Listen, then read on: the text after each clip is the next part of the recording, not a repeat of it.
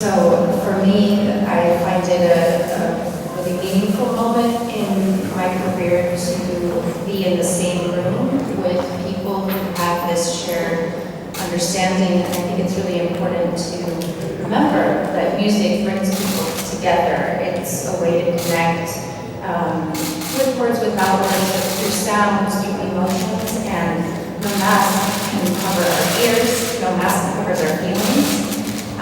So I'm really looking forward to sharing these musical moments here and also in the coming seasons.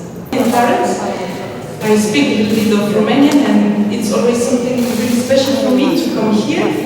And this year, especially because I'm invited as a concertmeister to play with the Orchestre Philharmonique George Enescu, where my father used to play 1 year after his studies in Bucharest.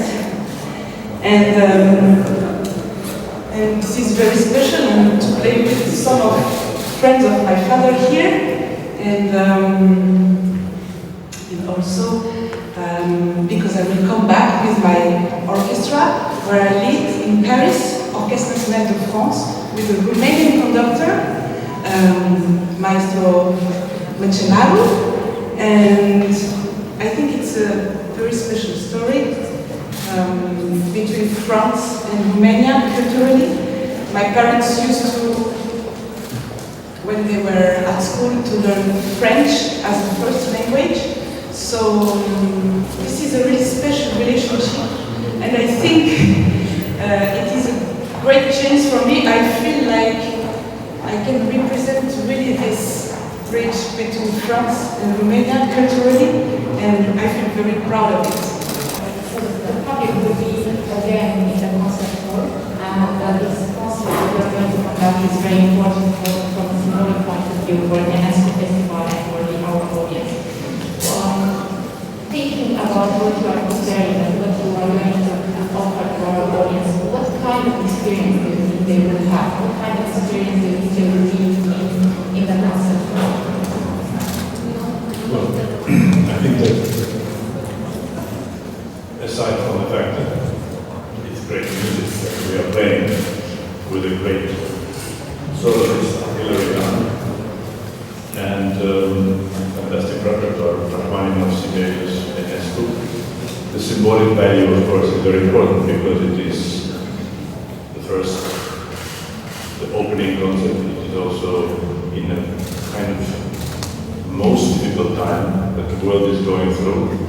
So I think showing that the music and art goes on, it is something that is still important and is a priority. It's an important moment. And I also think that we will need to learn how to live with all of these regulations, and I don't think that we will be here next year or year after without masks. I think that this thing is here to stay, and we need to learn how to love and live during the new reality. So I think that there are many layers and levels of importance and symbolism here. But of course, the most important is that people need to feel like that they can enjoy music and that they can have a life. And life, it's not enough to just eat and be able to survive. Life is worth living, and art is what makes a life worth living. First of all, I wanted to say that it's wonderful to be here, and this is maybe the premier kind of examples of how culture really is the reason why people know countries. For me, I know Romania because not only from my youth, some Romanian gold Olympic gymnasts, but Enescu Festival.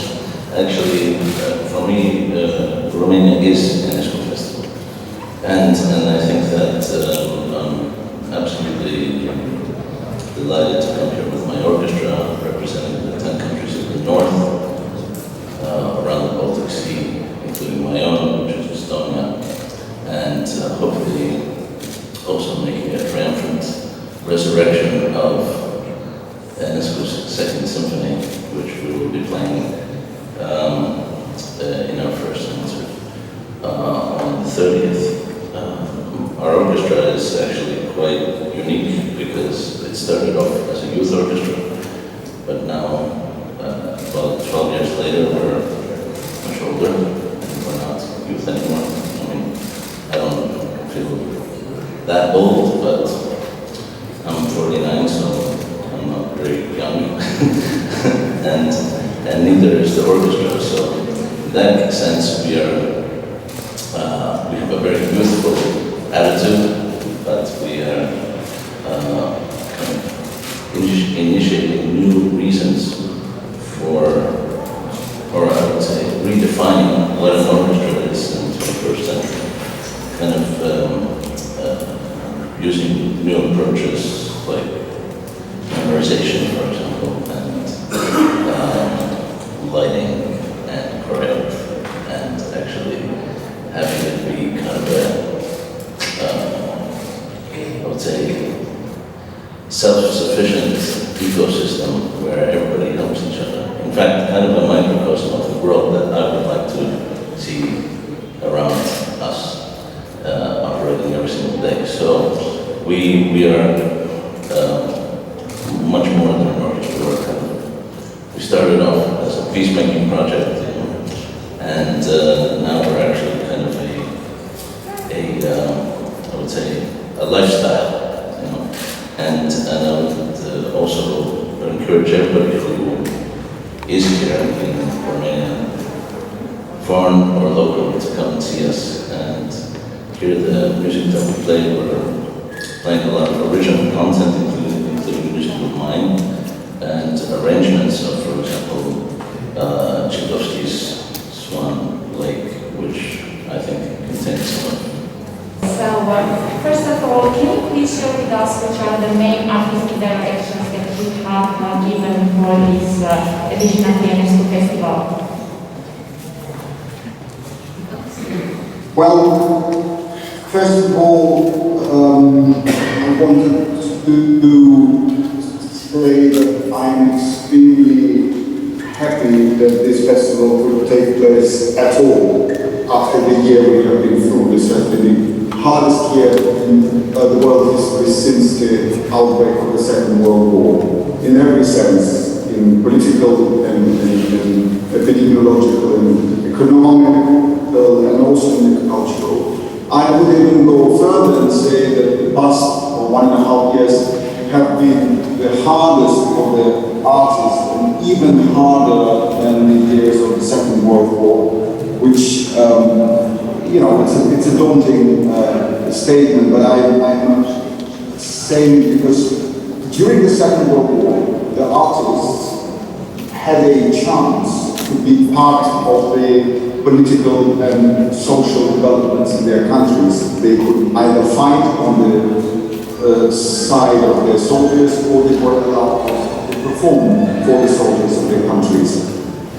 We have been deprived of this natural right of an artist to speak to the audience for many months. And this was really dramatic for many of us. And all the more, I am happy that we have a festival. We have a festival with a very interesting, very engaging program. And in the 25th edition, the anniversary edition of the Enescu Festival, we have world's leading artists, orchestras, and we are promoting the idea of the united European cultures.